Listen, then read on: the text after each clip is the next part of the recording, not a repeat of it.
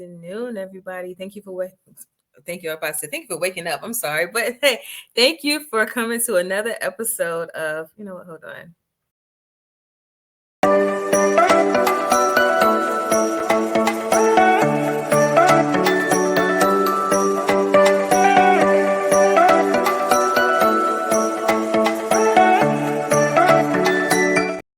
Hey, welcome to another episode of TEDxMellenStreet Live, you guys. I'm your host and curator, Sacha Walton, and we're just coming back to you again with another phenomenal speaker that we're highlighting that is going to be on the TEDxMellenStreet stage on November the 18th in Hampton, Virginia at the historic American Theater. So, you guys, I have Ashleigh Clyde with me today, and she's a phenomenal young speaker doing some things in her community and just making a great impact amongst her, I would say, generation or amongst the youth, but more so the impact within the United States for what she's doing. So I am so excited to have her here today. But first, before we bring her on, I do want to say thank you to our sponsor, Connected Compass, whose the founder is Tanya Fields, and they are doing a great work in the community, in the STEM community, actually, amongst minority men and women.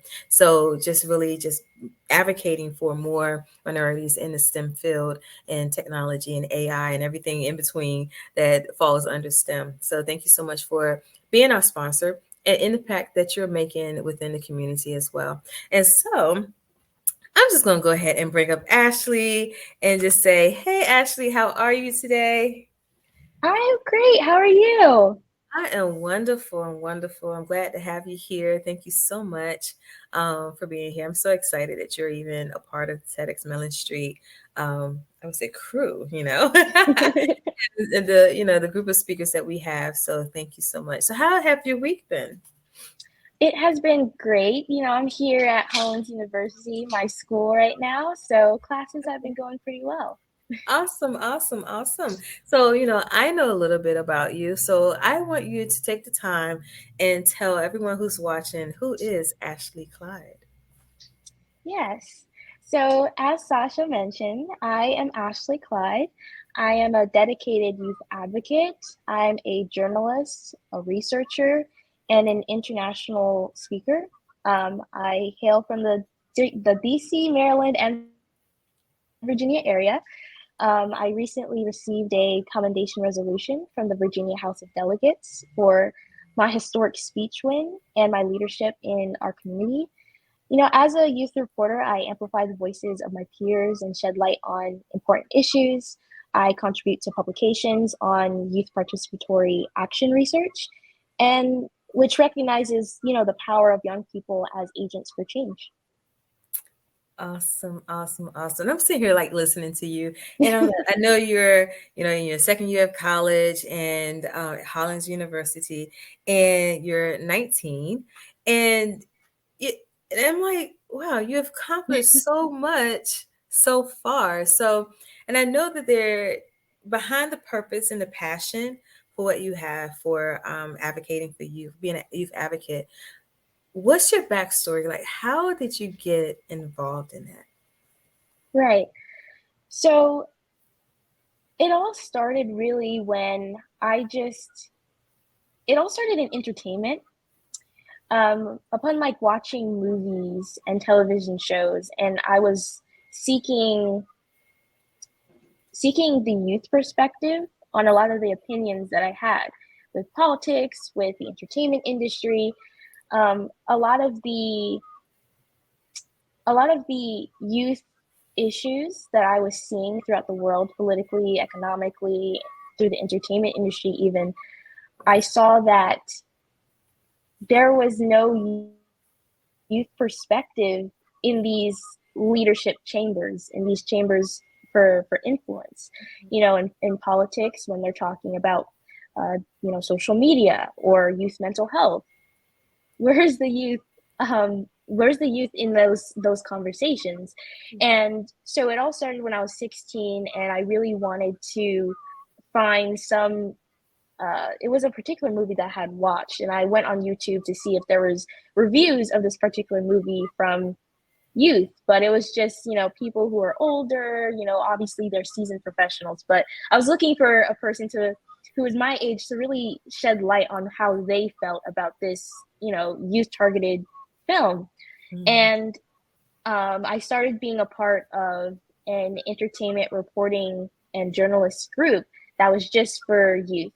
And so I would, I continue to do this, but I interview celebrities and I go ahead and do red carpets and international panels for entertainment, because what you'll notice is that a lot of people want that youth perspective Mhm. on on on things that affect youth specifically. And so my advocacy started there, where it went from the entertainment industry by doing reviews and asking the question that youth would ask Yeah. for movies and films, and it turned into, now let's get into politics. What are the youth saying about how divisive our political sphere is nowadays? Mhm. What are we thinking about that? And so I ended up in politics, and it kind of transversed into this really big youth advocacy platform that I have now. Wonderful. That's wonderful. I mean, it's so amazing because it's like you took something where you saw that there was a scarcity there. There's like nothing's Right. showing that perspective from the youth. And you're saying, you know what, hold on. Like, I'm going to bridge this gap right now. I'm going to be the one that's going to say, look, my voice is going to be heard, but not just my voice for me, but my voice for my peers. And Right. so, and I find that so inspirational and so phenomenal about you. And just like listening to you, I'm like, wow, she's just like doing so much. You have so much longer to go, so much further to go. And I could just imagine what it's going to be like in years to come. And then not only that, but you are also going to be one of our TEDxMellenStreet speakers. And I'm so excited and looking forward to your talk. We don't want to get into it. We're going to leave the suspense. But, just thinking that you are one of our younger speakers. So we have someone that's in high school, and then we also have someone like yourself representing the college, but you're both under 20. And when I listen to the things that you guys are doing, I'm like, oh my gosh, you're trailblazers, even, disruptors Thank and you. trailblazers at your age. And so thank you so much for doing that, not only for your peers, but for us who are seasoned professionals who can, see and really learn and glean from you as well, and know that how our perspectives do impact you guys and the things that we can say or anything like that, but we have to take that into consideration. So I know that you said you was an international speaker. So where have you spoken before, like overseas? Like where exactly did you go? So I was an international speaker at an Italian conference. So it's called the View conference, where animators and just big name directors and producers come and shed their perspective on new movies and you know the future of animation, and a regular conference for incredible minds in the entertainment industry. And I was on a panel for the future of storytellers, and we were really getting into the topic and conversations about basically how the future of storytelling, and how animation will change in the future, and how the Gen Z and Gen X will take on the industry over and just change things, or keep things the same. So that's basically what I was doing. And also I've done research, international research panels in the past, Mhm. where I spoke about, like I mentioned, youth participatory action research, just Mhm. shedding light on the participatory part, and the youth part. And just we have obviously the researchers who are obviously a lot more seasoned and older, and so they just needed me to really shed light on that youth part, and aspect of things. Oh, wonderful, wonderful, wonderful. That's amazing. And you talked about like that, the future of storytelling, and knowing that you are on the cusp of participating in one of the biggest stages, TED itself. and any other, smaller events and that we have, it still fall under TED. And you're gonna be on one of the biggest stages in the world. Yeah. And so, how important is our theme, power of inclusion, when it comes to storytelling and the future of that? Right. I believe that, how I took, our theme, power of inclusion, I definitely just thought of youth, you know, and I think integrating inclusion with youth storytelling, it really just sheds light on our stories Mm-hmm. and how we tell them as well, because it's completely different from what we've seen in past generations of how, other people express themselves. So really the purpose of my talk when it comes to youth is just to shed light on how we express ourselves and what the the impact could Mm-hmm. entail in the future. So that's really what I think I interpreted power of inclusion to be. Yeah, yeah, that's awesome. That's amazing. And that's one of the things that when we set the theme for the event, we wanted people to really think outside the box and see how inclusion can be, it's such a broad word. Right, It's such a broad perspective that can really, come together to support the overall word itself. right, And a lot of times people will just look at it like, oh, well, diversity and inclusion, or right. diversity, equity, and inclusion. But Hmm. thinking outside the box with that, Hmm. and really bringing it back to like how you're doing it, like with the youth and the youth perspective and the voice and storytelling, it's just like one of those things that we just really wanted to challenge everyone who were Right. applying and and wanting to be the speaker on that. So I, just listening to so many different ideas and the things that people talked about during the auditions, it was phenomenal. And but for yourself, coming from that youth perspective, that's even more powerful because, you know, like you said, you guys are the next generation. Right. You are, and then those who are under you is coming up behind you. And, how can you really set a good, strong foundation going forward, with the youth Right. that can impact change, great change. Right. And I think that, well, I would ask you this. I wouldn't say I think. I would ask you, do you feel like in your advocacy life so far, do you feel like that has been one of the major disconnects between each generation and the younger generation? um, I would say that in every single generation, there's a lack of understanding, Mm, always, yeah. and it's always the the issue of whether or not or how we can communicate those understandings. And Mm-hmm. obviously there's a level of gatekeeping within each generation to be conservative and keep the values of the last generation going. And so there's always that external and internal conflict within homes, and that it also affects society as a whole. Mm-hmm. And I believe what really just needs to change is just how we communicate with each other. Yeah. How do we educate our differences with each other? And I think that's the major thing. And for example, I'll bring up uh, an amazing person, Benji Backer. He is the CEO of the American Conservation Coalition, and Mm-hmm. also he and also Manu Neal. These are two youth advocates I would classify themselves as. And Manu Neal is the CEO of Bridge USA. They have these two organizations that shed light on the disparities between two huge political parties.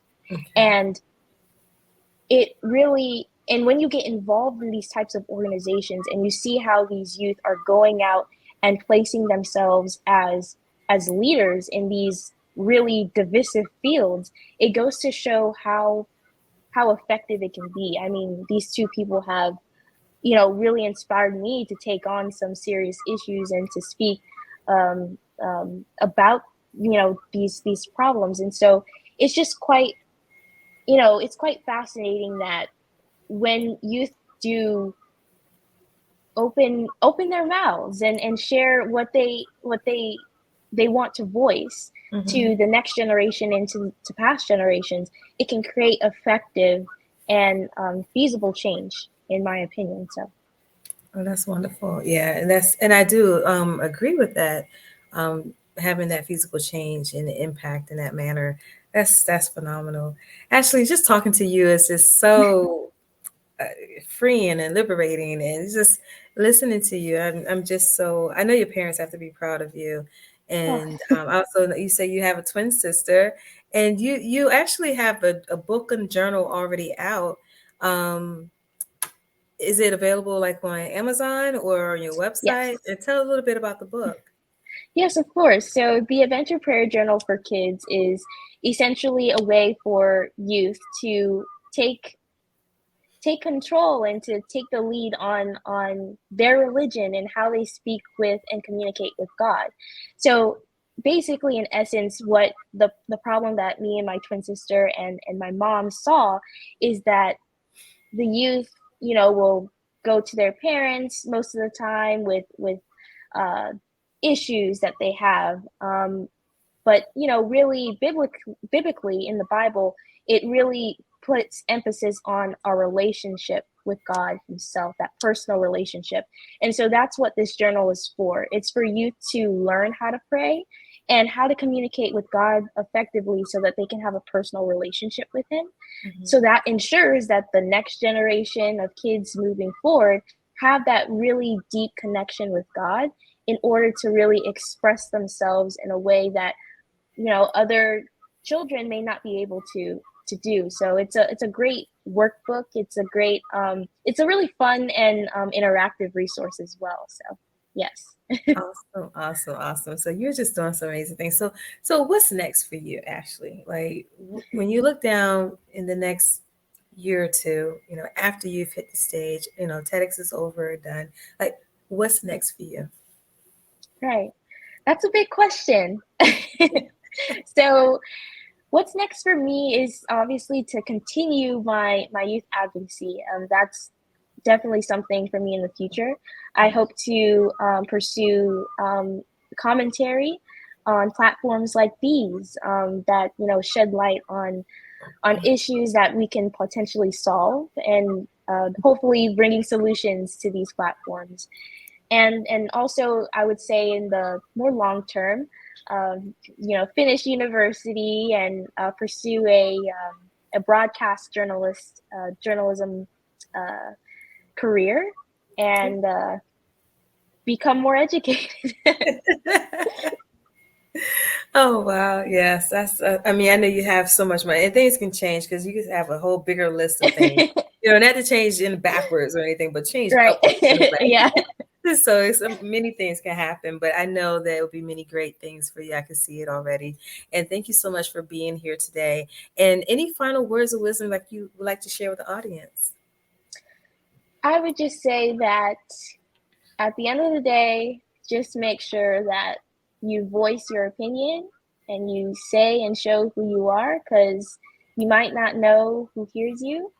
And my mom sent me an Instagram reel just a few days ago where it said that the moment you open your mouth, you tell everyone who you are. So just make sure that whatever passion that you have, you share it with people around you, so you can network and potentially just get your message out there.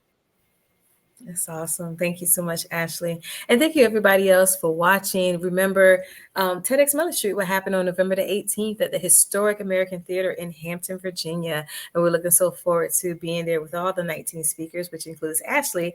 And we hope to see you there as well. And we want to say thank you to our sponsor, Connected Compass, Tanya Fields, who is the founder. And they're doing some amazing things in the STEM community for minority students, male and female.